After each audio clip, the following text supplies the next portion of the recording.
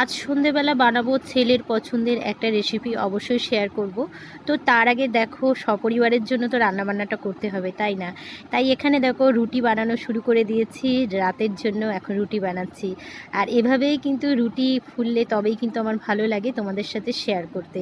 আর দেখো প্রত্যেকটা রুটি কিন্তু পারফেক্ট ফুলছে। তারপরে কিন্তু আমি ছেলের জন্য বানাচ্ছি দেখো পছন্দের রেসিপিটা, যেটা হলো বাড়িতেই মোগলাই।